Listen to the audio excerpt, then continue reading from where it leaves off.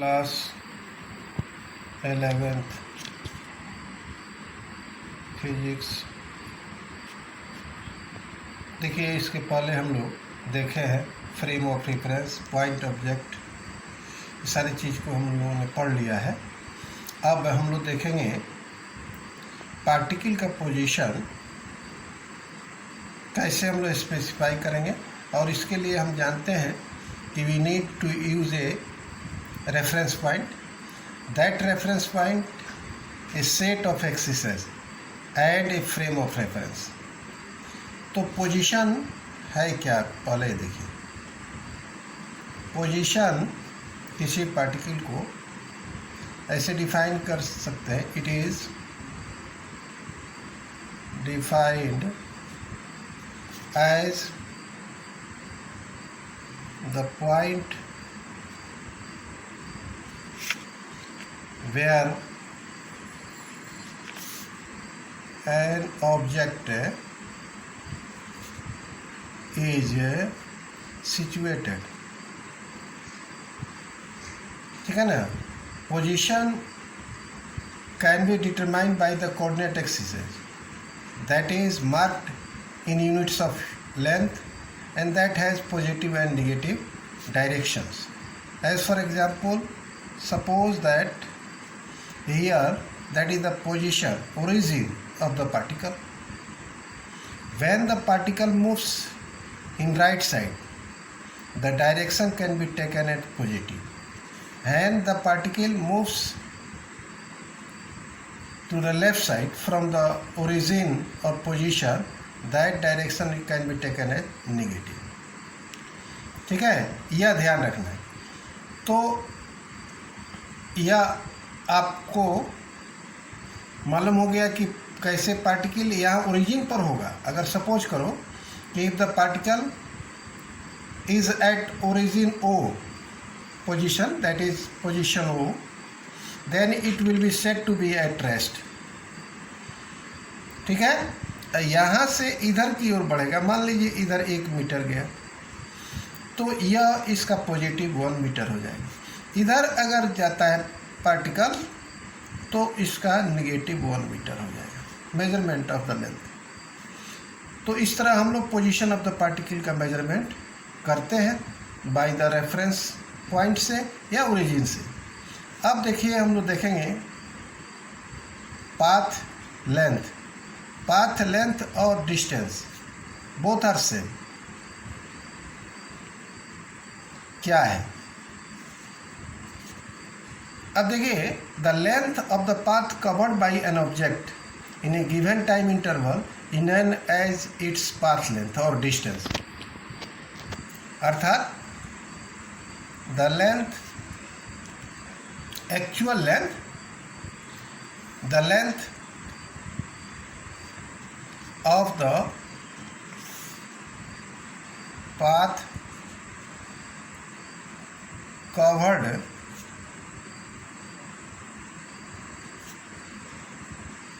by an object in a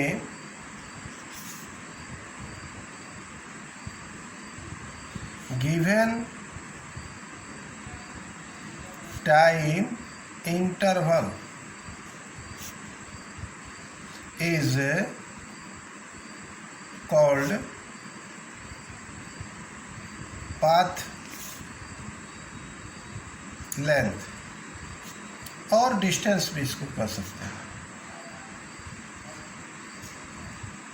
और distance travel by the object. और आप जानते हो कि डिस्टेंस का ऐसा यूनिट जो होता है मीटर होता है। ठीक है, अब देखो, अब हम लोग देखते हैं डिस्प्लेसमेंट क्या है। Displacement,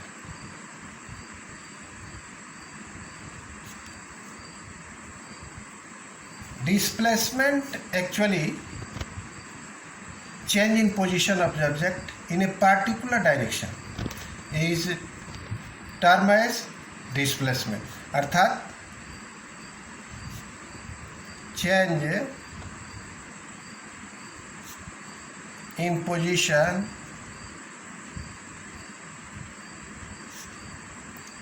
of an object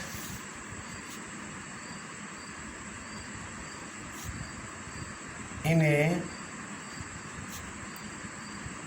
particular direction is known as displacement.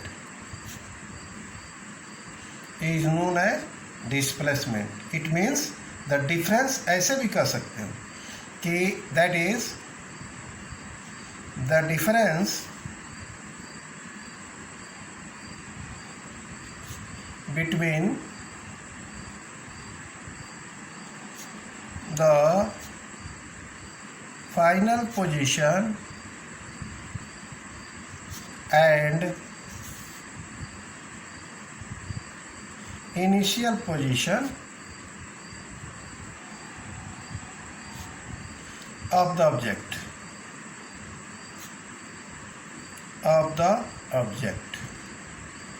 यह क्या है? यह जो है चेंज इन पोजीशन को ही हम लोग ऐसा मानते हैं कि that is the difference between the mathematically. जैसे मान लो हम बता रहे हैं चेंज इन पोजीशन के बारे में।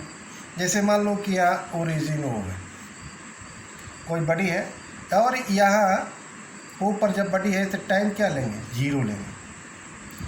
आफ्टर t1 सेकेंड बड़ी जो है अर्थात t बराबर t1 सेकेंड बड़ी ए पर आता है।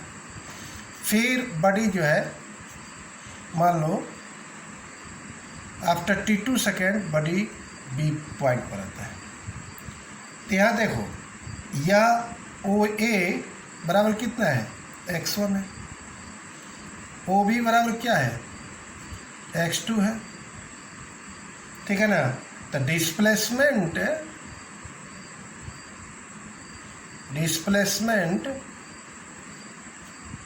Of the object in time interval, तो टाइम इंटरवल क्या हो जाएगा? t2 माइनस t1 हो जाएगा, दैट इज डेल्टा t। ऐसे भी टाइम इंटरवल को इंडिकेट करते हैं। अब यहाँ देखो डेल्टा जिस चीज़ से हम लेते हैं यह चेंजिंग शो करता है, change in position, change in time. वहाँ फिजिक्स में हम लोग डेल्टा को चेंजिंग के रूप में इंडिकेट करते हैं। तो यह हो गया। अब तो इसका मतलब है कि इसका डिस्प्लेसमेंट जो हुआ यह ए बी होगा। तो displacement in time delta t, time interval t2 minus t1 that is delta t, यह हो गया आपको that is A B. A B का मतलब यह हुआ फिगर से ओ बी माइनस ओ ए। तो इसको हम लोग क्या लिखेंगे? इसको लिखेंगे x2 vector minus x1 vector. यह वेक्टर क्वांटिटी है। तो अब देखो displacement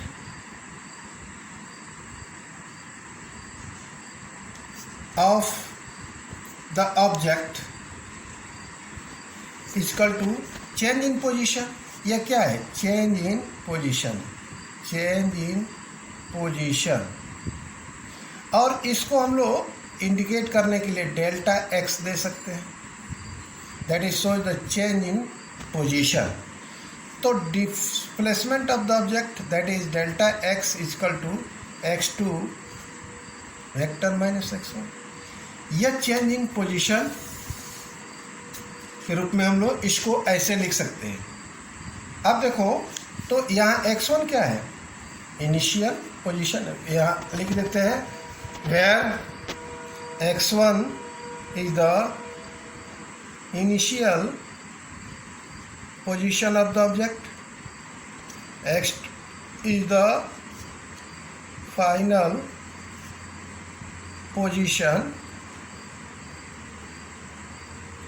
position of the object. ठीक है। अब देखो कुछ स्पेशल केसेस जान जाओ। Displacement is a vector quantity, और देखो the displacement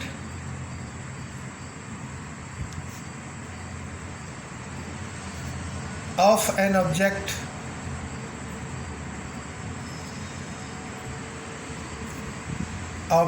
in motion can be positive, negative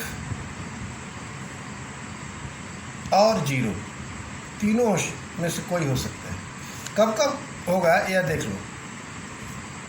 if x2 is greater than x1, मतलब पोजीशन, फाइनल पोजीशन बड़ा हो अगर इनिशियल पोजीशन से, then displacement that is delta x will be positive. तब क्या होगा? पॉजिटिव। दूसरा है कि if x1 is greater than x2, initial position particle का फाइनल पोजीशन से बड़ा हो, तब then delta x that is displacement is negative. Third है कि इफ x1 बराबर x2 हो जाए, अर्थात दोनों का वैल्यू समान हो जाए, तब क्या होगा? Then delta x is zero. अर्थात जैसे मान लो यहाँ से पार्टिकल चला सर्किल पर, x1 पोजीशन हो गया, फिर यहाँ आ गया, अर्थात दोनों का वैल्यू समान हो गया। तो यहाँ आप देखते हो कि इस पर जो है no change in position, that is displacement is zero. यह ध्यान रहे। अब देखो इसका मतलब है ये वेक्टर क्वांटिटी इसलिए है कि इसमें दोनों चीज़ें, मैग्नीट्यूड और डायरेक्शन दोनों चीज़ें। Magnitude of the displacement may और may not be equal to the path length, जिसको हम लोग डिस्टेंस कहते हैं by an object. The magnitude of the displacement for a course of motion may be zero, but the corresponding path length will never be zero। ये ध्यान रहे, distance never be zero, but displacement may be zero। बहुत से इसके example है और उस तरह आप देख सकते हो।